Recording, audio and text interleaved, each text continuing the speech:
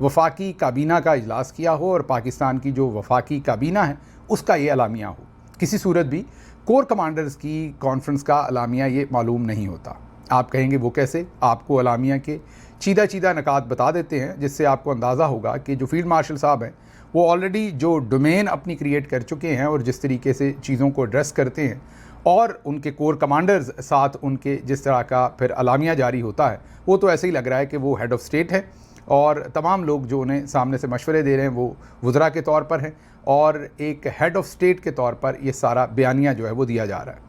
جو corps commander conference اس کا اعلامیہ پڑھیں تو پتہ چلتا ہے کہ سب سے پہلے تو انڈیا کے اوپر تنقید ہے وہی کہ پاکستان کے اندر دہشت گردی کروائی جا رہی ہے اور فتنۃ الخوارج فتنۃ الہندوستان کے الفاظ استعمال ہوئے ہیں. ظاہر D G S P R نے یہ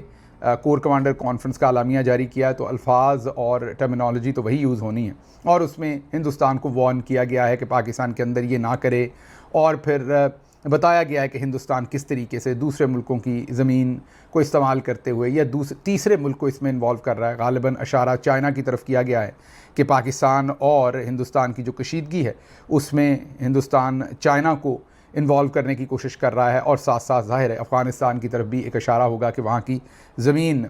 جو ہے وہ اس میں استعمال ہو رہی ہے. یہ چیزیں تو ہو گئیں. یہ تو امیجیٹلی آج کل آپ کو پتہ ہے کہ جب سے جھڑپ ہو کے ہٹی ہے کیونکہ پوری قوم ذرا جوش میں ہے ولولے میں ہے ہندوستان کی ٹھکائی بھی دیکھنا چاہتی ہے ہندوستان کے بارے میں بات چیت بھی سننا چاہتی ہے تو ذرا اس سے قوم کا خون بھی بڑھتا ہے جذبہ بھی بنتا ہے اور اسی جذبے کی وجہ سے پھر آپ کو فیلڈ مارشل صاحب یا ان کے ساتھی تھوڑے سے اچھے لگنا شروع ہوتے ہیں اور یہ جو آپ کی کمزوری ہے کہ وہ تھوڑے سے اچھے لگنا شروع ہوتے ہیں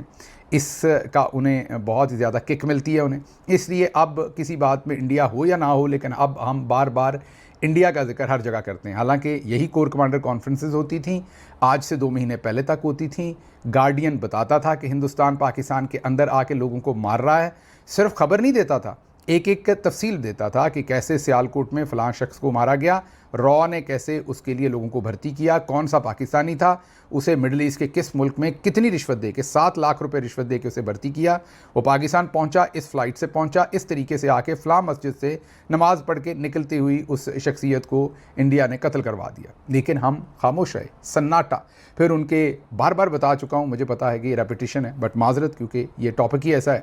تو ان کے جو اجیت دوول اور اس کے ساتھ ساتھ ان کے امت شاہ اور اس کے ساتھ ساتھ راجناتھ اس طرح کے لوگ اوپنلی کہتے رہے کہ جب اخباروں نے پوچھا کہ آپ نے مارا ہے لوگوں کو انہوں نے کہا ہم مارا ہے آئندہ بھی ماریں گے اور پاکستان میں گھس کے ماریں گے. جب وہ یہ سب کچھ کہہ رہے تھے تب نہ ہمارا فارن آفس بول رہا تھا نہ تب کوئی فتنۃ الہندوستان تھا نہ کوئی فتنۃ الخوارج کے ساتھ ہندوستان کا تب کوئی لینا دینا.